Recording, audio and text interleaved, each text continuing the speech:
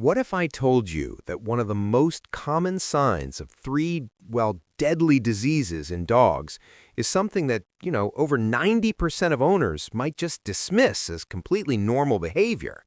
That innocent water bowl your dog keeps going back to. It could be a silent, desperate alarm. Vets have a name for this. It's called polydipsia. And I mean, groundbreaking studies, things published in the Journal of Veterinary Internal Medicine, they show it's a primary symptom for conditions like kidney failure and diabetes. And get this, often appearing months before any other severe signs. Understanding this one signal, it gives you this incredible power to intervene early. You could potentially add years to your dog's life. The framework I'm about to share is, it's precisely what veterinarians use to begin their diagnosis. So stay with me, because in the next few minutes, I will reveal the exact measurement that turns thirsty into dangerous and a life-threatening emergency in female dogs that every single owner absolutely needs to know about. So let's start by dismantling a common myth. You've probably heard the rule, right? A dog should drink about 1 ounce of water per pound of body weight per day. It's a decent starting point, but it's dangerously oversimplified. Think of that rule like a serves for label on a recipe. It's just a guideline, not a law. The reality is far more nuanced. A dog on a dry kibble diet, for instance, needs significantly more water than a dog eating wet, canned food, which can be, up to 80% water? Is your dog a professional couch surfer, or are they training for a marathon with you? A highly active dog can easily double their water intake on a hot day. Even the weather plays a huge role. This is why just eyeballing the water bowl isn't enough. It's the change that matters, the shift from their personal normal to a new, persistent, and excessive thirst. That's the first clue. But what exactly is excessive?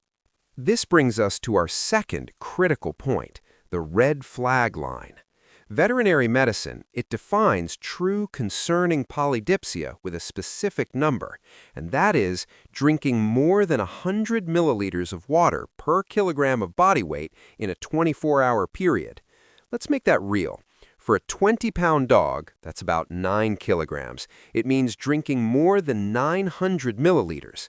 That's almost a full liter bottle of water. For a 65-pound golden retriever, maybe around 30 kilograms, we're talking about more than 3 liters. That's a huge jug of water every single day. If you suspect your dog is drinking a lot, this is your first action step. Measure their water for 24 hours. Fill the bowl with a known amount, measure what's left the next day. If they're consistently crossing that 100 milliliters per kilogram threshold, you are no longer just looking at a thirsty dog. You are looking at a medical symptom that demands investigation. Why? Because this level of thirst is often not driven by choice. It's a compulsion, a biological necessity created by an underlying disease. And that leads us to the big 3 silent alarms your dog might be trying to signal. The first, and one of the most common, is chronic kidney disease, or CKD. Imagine your dog's kidneys are a pair of incredibly sophisticated, high-tech filters. Their job is to clean the blood of waste products while carefully reabsorbing and conserving vital things, especially water. With CKD, these filters, they get damaged, scarred. They lose their ability to hold on to water. It's like trying to make coffee with a filter full of holes. The water just pours right through, taking the good stuff with it. Your dog's body becomes chronically dehydrated, no matter how much they drink. This triggers an insatiable thirst mechanism. They're drinking constantly simply to keep up with what their failing kidneys are losing. And here's the absolutely crucial little-known fact. A dog can lose up to 2/3, that's nearly 70% of their kidney function, before anything even shows up on a standard blood test. Very often, that increased thirst is the earliest and sometimes the only outward sign that something is terribly wrong. The second of the big 3 is diabetes mellitus. This is a condition where the body either doesn't produce enough insulin or it can't use it properly.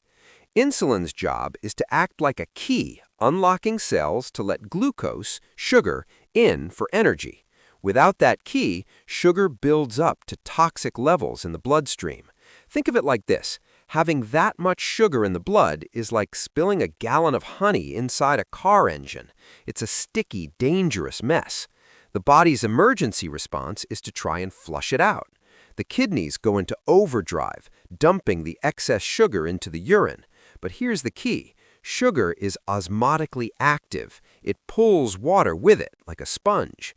This massive loss of water through the urine, a process called osmotic diuresis, is what causes the profound dehydration and, in turn, the intense thirst.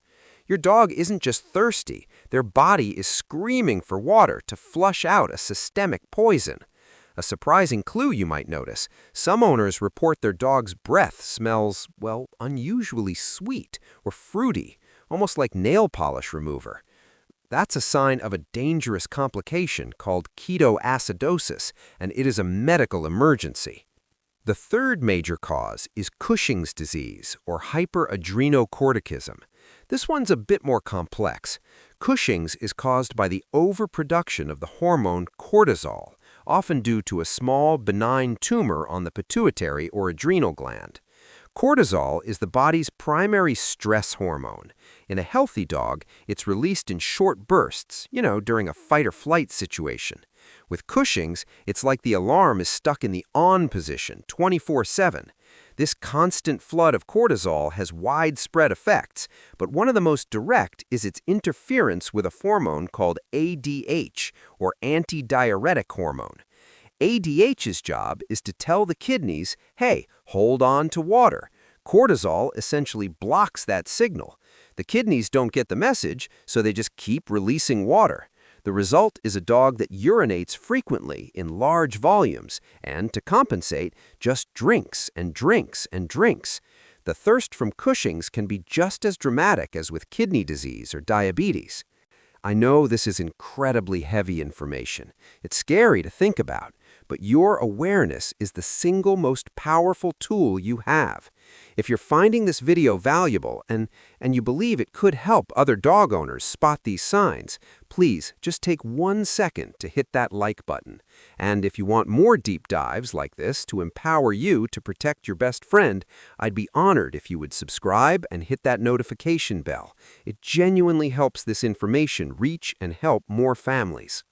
Now, before we continue, I need everyone who owns a female dog that has not been spayed to listen very, very carefully, because the next cause isn't a slow-burning chronic disease. It is a full-blown, life-threatening emergency. I'm talking about Pyometra. Pyometra is a severe infection of the uterus. It typically occurs a few weeks after a heat cycle. The uterus fills with pus, and the bacteria release potent toxins into the bloodstream. These toxins have a devastating effect on the body, but one of their first targets is the kidneys. They specifically damage the kidney tubules, rendering them unable to respond to that water-saving hormone, ADH. The result is a sudden and dramatic increase in thirst and urination, just like with Cushing's. But here, it's accompanied by other signs like lethargy, poor appetite, maybe some vaginal discharge, vomiting. An unspayed female dog showing a sudden increase in thirst is a 5-alarm fire. Pyometra is fatal if not treated. It is an absolute surgical emergency. Your observation of that water bowl could be the one thing that saves her life. It's a non-negotiable trip to the vet, immediately. Of course, the list doesn't end there. The final category I want to touch on are the deceivers. These are less common causes that also hijack the body's water balance. Liver disease is one. The liver plays a role in producing substances that help maintain the kidney's concentration gradient. When the liver fails, this system can break down, leading to what's called medullary washout and increased water loss. Then there are electrolyte imbalances, specifically high blood calcium or hypercalcemia. This is sometimes caused by certain types of cancer, like lymphoma. High calcium levels directly interfere with the kidney's ability to conserve water, creating a thirst that just won't quit. And here's a funny one that's not so funny. I once had a client whose dog suddenly started drinking gallons. After an extensive workup, we discovered the owner had switched to a new ultra-low protein dissolution diet for bladder scones. This diet was so low in protein, it depleted the urea in the kidneys, which is essential for concentrating urine. We changed the food, and the drinking stopped. Even certain medications, especially steroids like prednisone, are notorious for causing increased thirst and urination. So what do you do with all this information? This brings us to the most important part, your action plan. If you suspect your dog is drinking too much, here are your 3 steps, starting tonight. Step 1.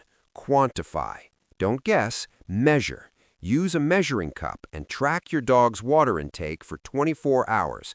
Compare it to that 100 milliliters per kilogram guideline. Data is your best friend when you talk to your vet. Step 2. Observe. Become a detective. Is your dog also urinating more? Are the urine puddles larger? Have they started having accidents in the house? Is their appetite up or down? Are they more tired than usual? Have they lost weight? Write it all down. These clues are invaluable. Step 3. Call your vet. This is not a wait-and-see situation. And please do not, under any circumstances, restrict your dog's water access to try and control the urination. This is incredibly dangerous. Their body is losing water for a reason, and if you take away their ability to replace it, you can cause severe dehydration, electrolyte collapse, and acute kidney failure on top of the underlying problem. You would be taking away their only coping mechanism. Schedule the appointment. Present your data. Say, my dog weighs X, and I measured that he drank Y amount of water yesterday. I've also noticed Z. That conversation will make you a partner in your dog's care and give your veterinarian a massive head start.